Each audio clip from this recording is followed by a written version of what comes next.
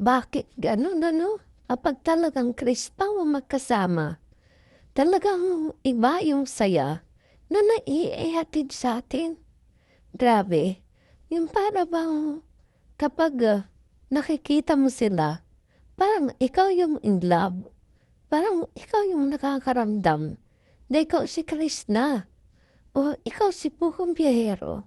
Iba talaga yung Iba talaga yung pakiramdam, eh. Kapag lagi sila magkasama, parang lagi kang inspirado, tapos tuwang-tuwa ka. Kaya kapag hindi mo sila nakikita magkasama, sari-saring pumapasok sa isip ko. Grabe, may lungkot ako na may halong excitement. Grabe, dito yung huling vlog ni Sir Paul na magkasama silang dalawa ni Krishna. Grabe ang tuwa ko dito. Yung para bang, basta, grabe, hindi ko may paliwanag. Grabe talaga yung hatid saya nitong Chris Bao sa akin. At sigurado hindi lang sa akin. Ganon din sa inyo. Kaya naman siguro ang dami na buzzers na ingit dito. Hindi naman marami talaga, kundi yung konti na, konti lang naman. Katulad nitong nag-live si Sir Paul, nitong kagabi nag-live siya, at hinahanap si Krishna. Kasi nga wala dun sa binyag ng anak ni Sarah. At siguro, kasi nakita ko nga dun sa post ni Krishna, na umuwi siya dun sa lola niya. At sabi nga ni Sir Paul kagabi sa live niya, na mahalaga yung inuwi niya. Bukod siyempre sa lola uwian niya, meron siyang aasikasuhin tungkol din sa lupa na talagang napakaalaga kay Krishna. Kaya naman siguro, no, sa basers, wag naman tayong ganyan, wag naman tayo mag-isip ng kung ano, no. Kung nalulungkot man tayo, o kung nalulungkot tayo at hindi natin nakikita na magkasama yung dalawa, isipin na natin, isipin na lang natin na kapag nagkita sila, paldo na naman si Sir Paul. Mista-mista naman nila ang isa't isa. Gano'n na lang ang ating isipin. Huwag na tayo mag-isip ng kung ano-ano. Kasi kailangan lagi tayong good vibes. Di ba nga? Love tayo eh. Gano'n lang dapat. Hindi naman natin alam, haray mo. Magka-chat lagi sila, magkatawagan. Gano'n naman talaga pag in love, di ba?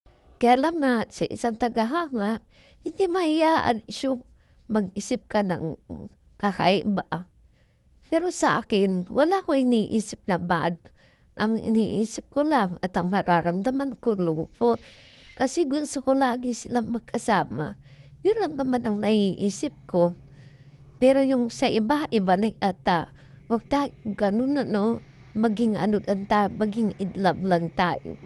Maging in love lang tayo sa Chris Pao.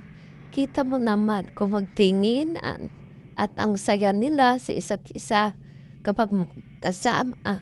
Hindi natin may itago. Grabe yung impact sa atin, di ba? Iba yung hatid sa ating saya ng Chris Pao. Hindi kayang bayaran. Sabi ko nga sa kapatid ko, panoorin mo.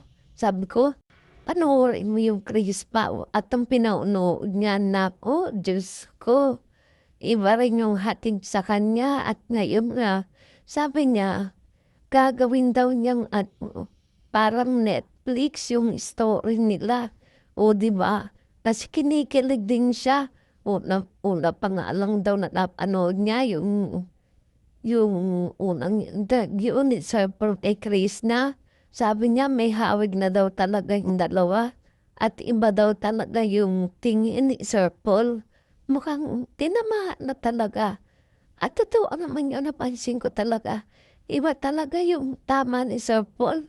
Nang tanungin na, anak ka ba talaga ng magulang mo? Ganon kasi iba na yung dating parang nalabat po side siya. At dito kagabi sa live ni Sir Paul, naawa ako at nalungkot sa kanya. Kasi alam ko rin na malungkot din siya kasi wala kanyang baby loves. At makikita mo si Chris na ang grabing kinanda. Di ba ang ganda niya? Lalo siyang gumanda. Blooming. Kaya, naku, pag nagkita na naman itong dalawa, siguradong paldo-paldo na naman ang Chris Pao. Paldo-paldo na naman ito sa Sir Paul. Kasi super ganda ng kanyang baby loves. Kaya tayo maging ano lang tayo, good vibes lang tayo. At manatiling in love sa Chris Pao. Ganun lang dapat. Huwag tayo mag-isip ng kung ano-ano. Ang isipin natin, masaya sila at in love sila at lalong mai-in love sa isa't isa. Sabi nga ni Krista, walang iwanan.